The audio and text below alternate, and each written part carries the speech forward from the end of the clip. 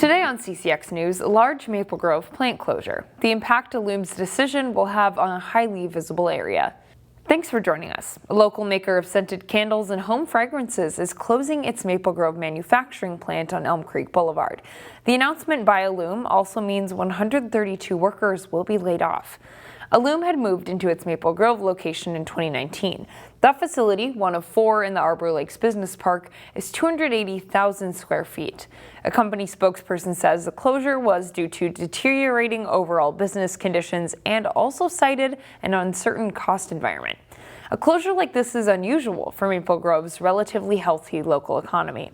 City officials say Illume's closure came as a huge surprise, but they're optimistic the building owner won't have a difficult time finding a new tenant. There's definitely still a need and a demand for this type of use, as you'll notice by the additional buildings that are going up as part of the Arbor Lakes Business Park right along the freeway. So I don't think this building will stay vacant for very long, but we're really disappointed to lose such a great employer. The layoffs will happen in phases starting in December. A longtime restaurant in Brooklyn Center is closed. The Denny's location off I-94 and Shingle Creek Parkway served its last meal on Monday. According to a sign on the door, it had been in business for more than 30 years. Denny's corporate office did not respond to a request for comment, but the chain had announced plans to close about 150 of its underperforming restaurants by the end of the year. It was a big week for XP Lee. The Brooklyn Park Democrat won the House District 34B special election with more than 60% of the vote, defeating Republican Ruth Bittner. CCX News caught up with Lee after the special election win. Lee says he's ready to continue the work of late State Representative Melissa Hortman. Lee was neighbors with the Hortman family. He says he hopes to engage with his neighbors like she did.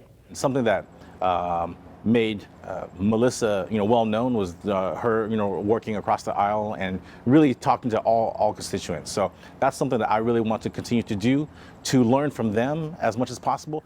Lee says his priorities include preventing gun violence. He also plans to work on public safety, education, healthcare, and environmental causes. Lee's win was big for House Democrats. It brings them back to a 67-67 tie with Republicans. One of the state's longest-serving lawmakers made a big announcement this week here at CCX News. In Newsmakers, Senator Ann Rest sat down with Shannon Slatton to announce plans of retiring from legislative office. I am letting my constituents know that I am planning on retiring at the end of the 2026 legislative session.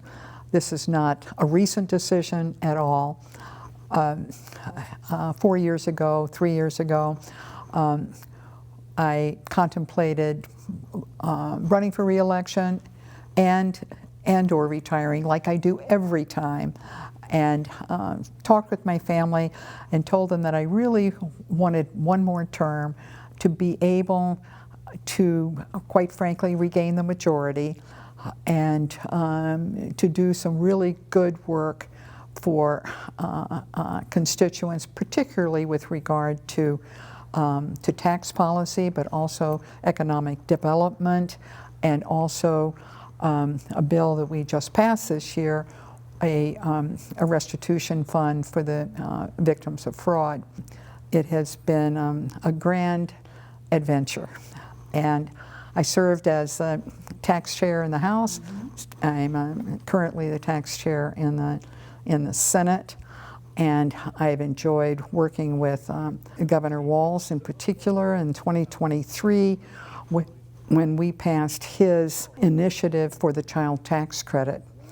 And I'm going to also be working in 2026, because I'm not done. You're not stopping. Not done on improving Minnesota's child care tax credit. We all know the expenses of working families for taking care of their little kids is just going through the roof.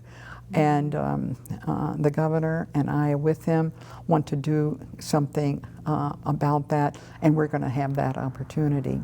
One of the things that's really important to me, however, is, and was important back in 1983, is my belief and my conviction that it is the women of America who have demonstrated leadership in so many different ways And I think no more than right now, we have seen women leaders in the House and the Senate, and I have quietly been encouraging, recruiting women to run for the state Senate in our district, in District 43, because I do believe from the bottom of my heart it is women who will lead us to a sane and a safe future.